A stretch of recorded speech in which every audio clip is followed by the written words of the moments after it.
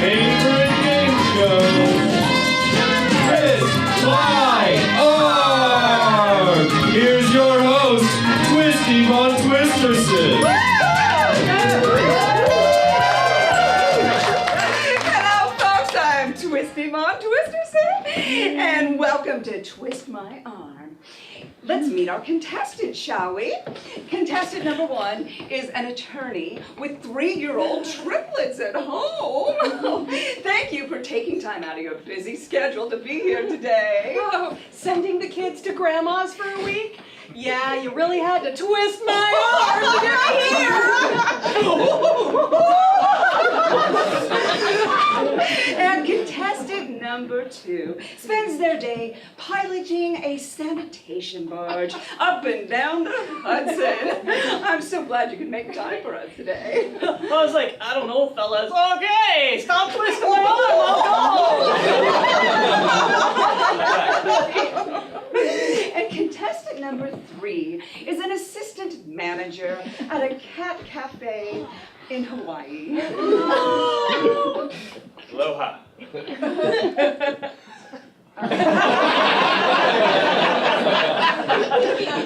So I guess they really had to twist your arm to take that job, right?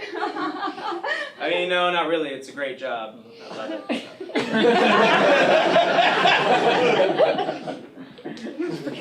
All right, so now it's time to play Twist My Arm! So this is how we play. I give you a choice of 2 items, and the first person to buzz in gets to choose, okay? All right, here we go. Your round 1, your first choices are 10 points or a dirty napkin. Contestant 2. I will take, the 10 points. Oh, excellent choice. Yeah. Contestant 2 is now in the lead with 10 points. Round 2.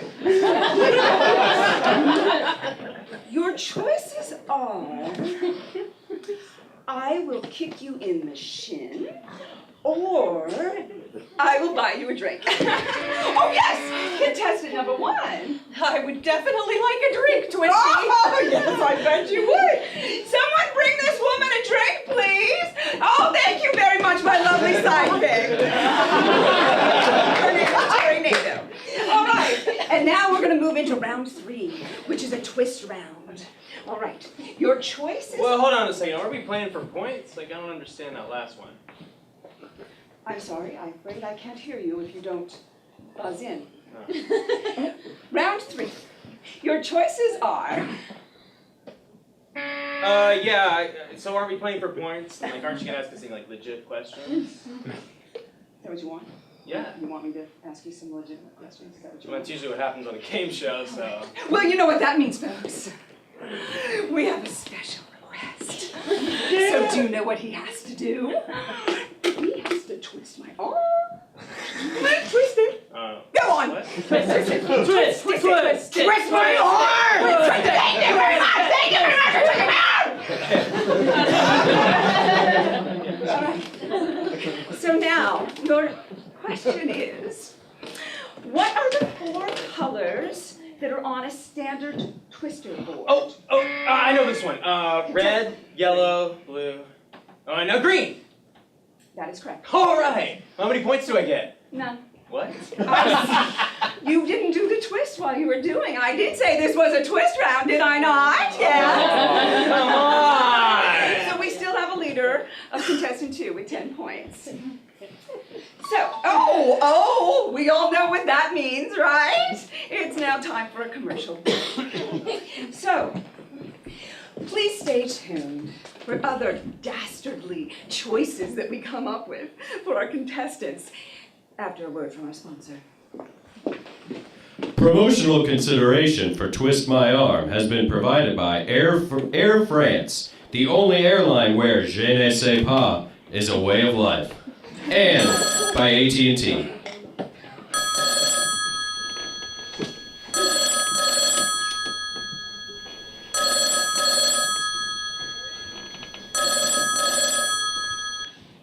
Hello, this is Barbara's phone. Thanks for your call, but Barbara doesn't use AT&T. So she basically has no bars up here in this creepy country cemetery on a mountaintop in the middle of nowhere.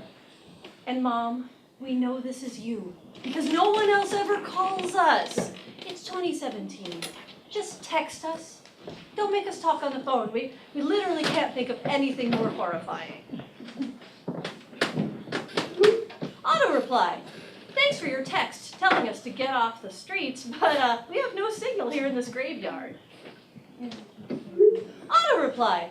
Thanks for your text telling us to go home and shut our windows and doors up tight, but I'm showing no service. Too bad for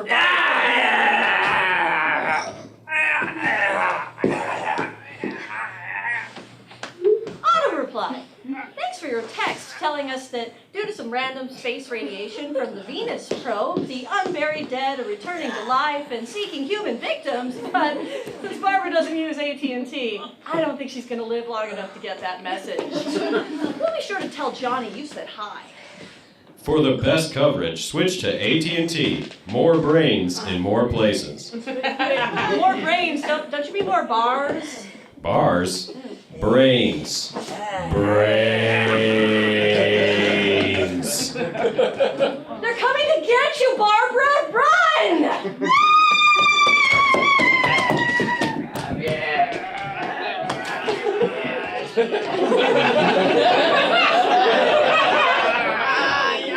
We now return you to our American Icons movie series with Of Mouse and Man, the Walt Disney story.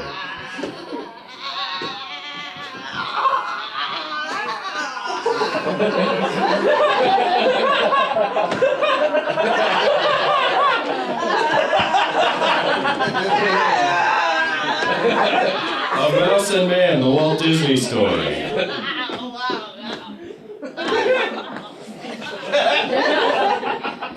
And furthermore, Mr. Disney, I find that abomination of yours to be a breach of contract.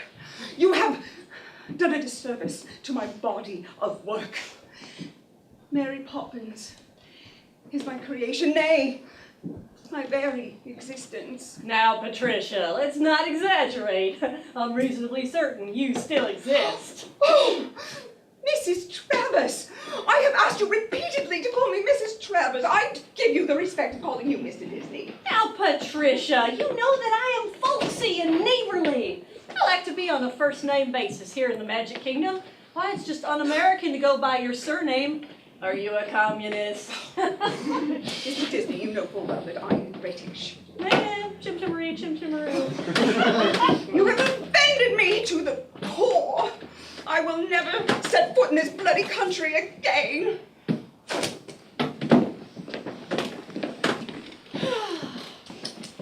Judy, could you send them in, please? You sent for us, boss? Had a rough day, sir. You boys know what I need. Certainly, sir. Always a pleasure to be of service. Feed the birds, tuppence a bag, tuppence, tuppence, tuppence a bag. Heavy on the ears on the Disney crown. I hate to interrupt, Walt, but there's an emergency down at the amusement park. Sorry, boys. Duty calls. Go get him, Chief.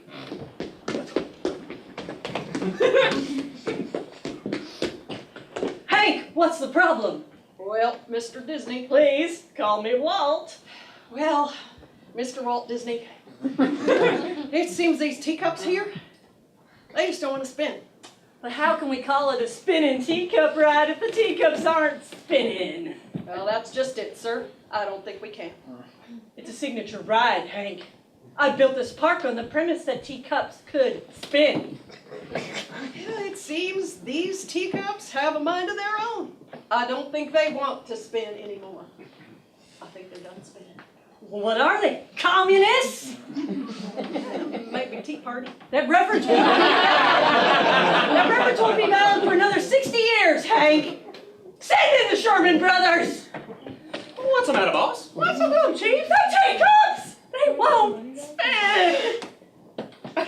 Feed the birds, tuppence a bag, tuppence, tuppence, tuppence a bag.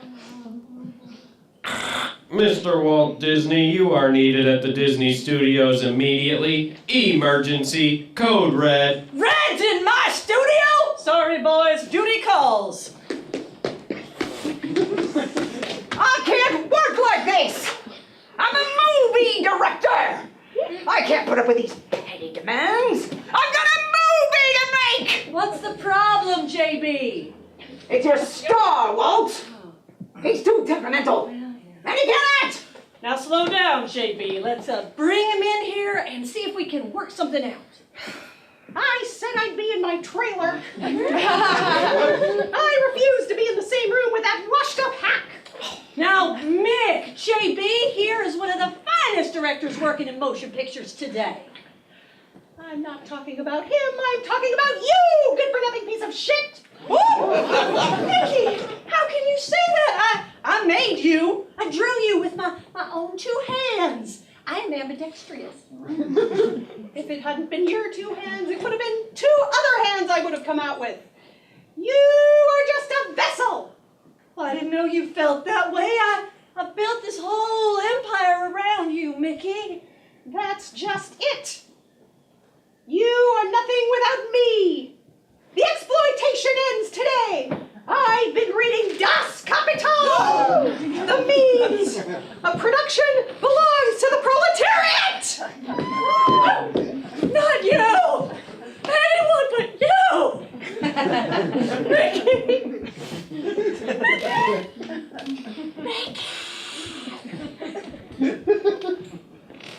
Eat the bird. Tuppence a bag. Tuppence, tuppence, tuppence a bag. I can't believe old Mickey's a communist. You boys, you sure know how to cheer up a man down on his luck. Oh, yeah, I wish I could just have you two star in all my films. Too bad you're Jews.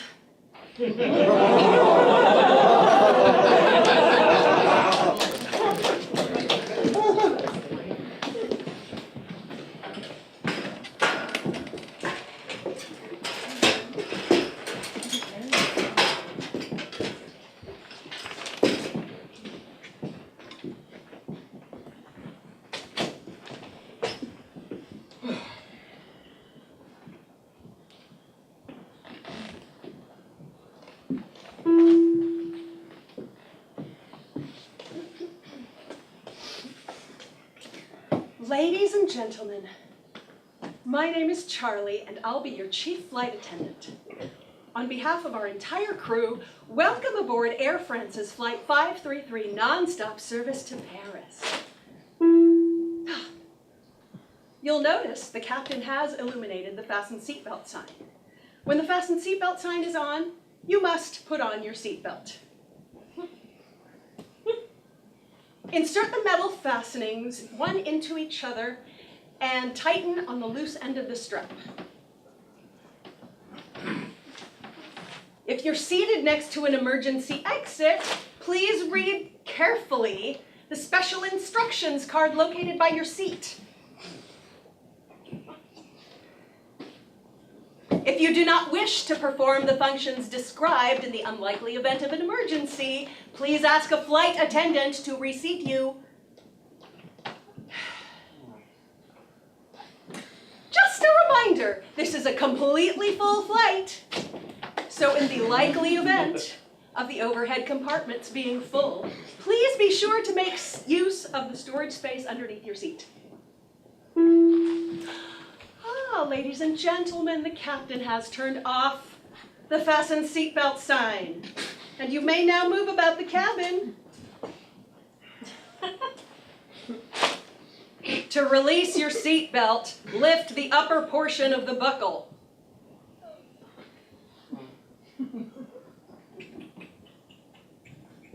We suggest you keep your seatbelt fastened during the duration of the flight because we may experience turbulence.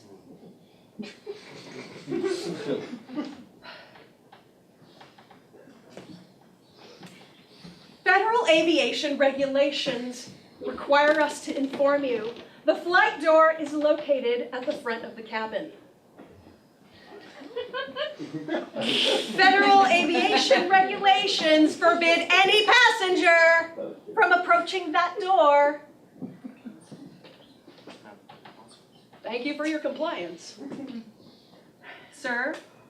It's too soon to tell. Right? Sir? Sir, see that door? Sir! Hey, you! Ah, what? See that door?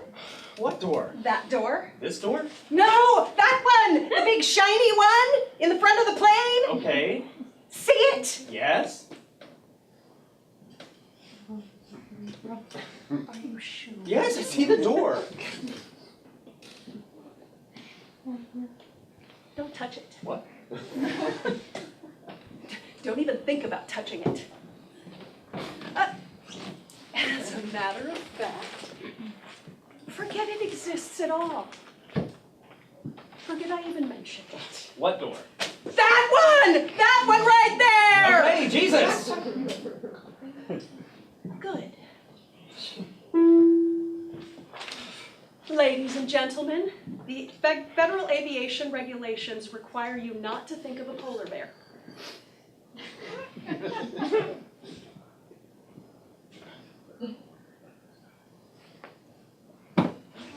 Oh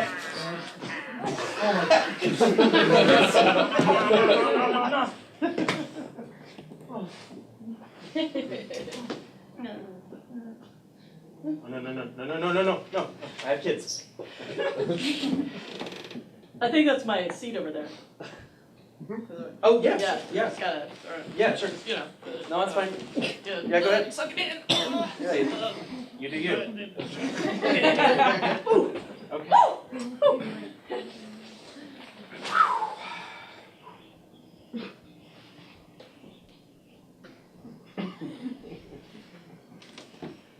You know, you really ought to have your seatbelt fastened. God, I hate flying. Ladies and gentlemen, thank you so much for flying the friendly skies today. Your in-flight movie this evening will be a masterpiece of French cinema. Francois de Camembert's masterpiece, Les Petits Déjeuners. Enjoy your flight.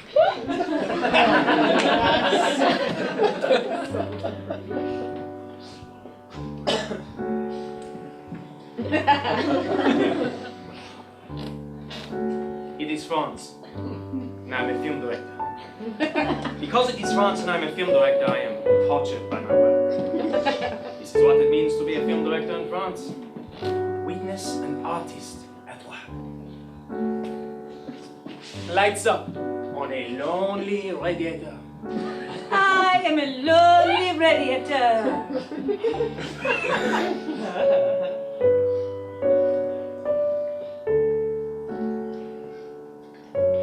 You understand the symbolism?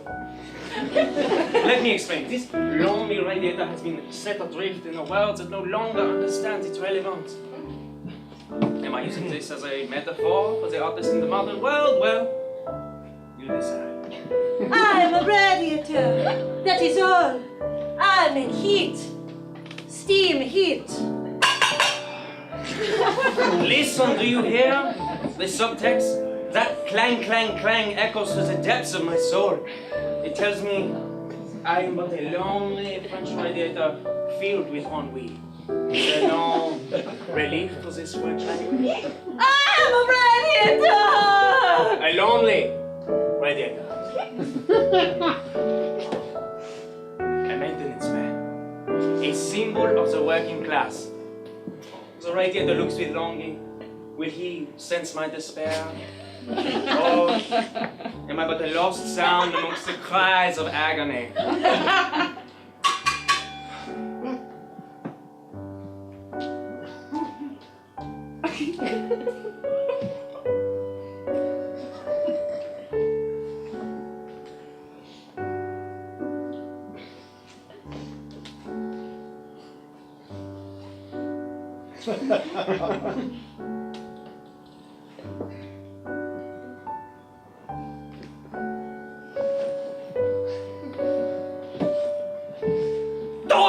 justice, the poetic irony, the poor idea that cannot muster the language required to articulate his request.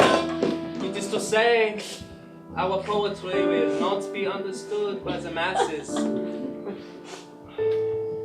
I am the toast. I am the French toaster. I make the French toast. I am the French toast. A toaster. A toaster gives bread. Toasted bread. Food, sustenance, life force. I have made the toast. The toast is done. No, I'm not done. The toast will not leave me. It will not let me be. The toast is not done. It is ready to let go of its life, even so it is being told it must leave its safe home. I am powered by steam. I am filled with toast. I am the toast. Oh, the ennui, the je ne sais pas. I'm smoldering. Oh, this weightiness burns on me inside. Oh, I cannot stop the inferno that rages inside me.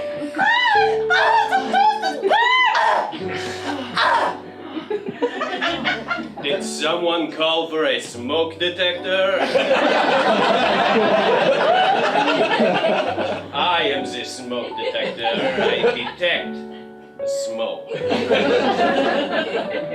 You are smoking. I have steam. Smoke. You have a smoke. There is a smoke in here. An outside force, which represents the existential quest for meaning, begins to heighten a conflict that before was only hinted at. The director is clearly obsessed with death and the threatening immediacy of his own demise.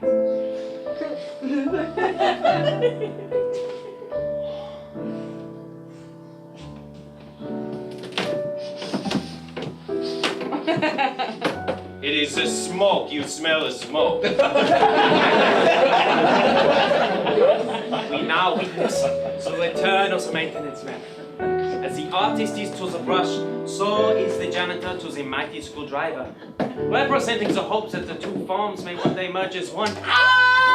Oh, the janitor becomes one with his poster. Change can be painful. Even a desired one. Longing for release, dreading the bittersweet end to this exquisite torture. Oh, I do not know what has become. I do not know what now. He's going to eat me. Oh. The ennui. I witness what can only be described as smoke. Coming from the most unlikely of places. The gentle maintenance man is overcome, trapped inside the very mechanism he was assigned to fix. The savior is in need of being saved. The world has turned upside down. The rules we once knew no longer apply. I've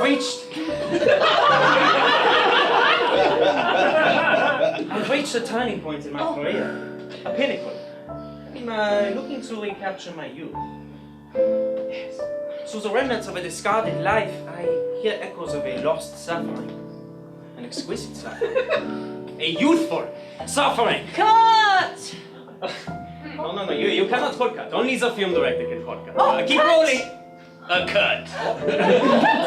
No. I have not completed my opus. No, the world must understand my art.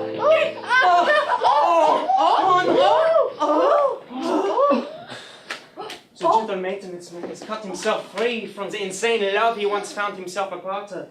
The amour fort, the petite malade. Has this gentle soul been able to comprehend the beauty behind my tortured psyche? Or has this challenge to traditional institutions been too much for his small mind to comprehend?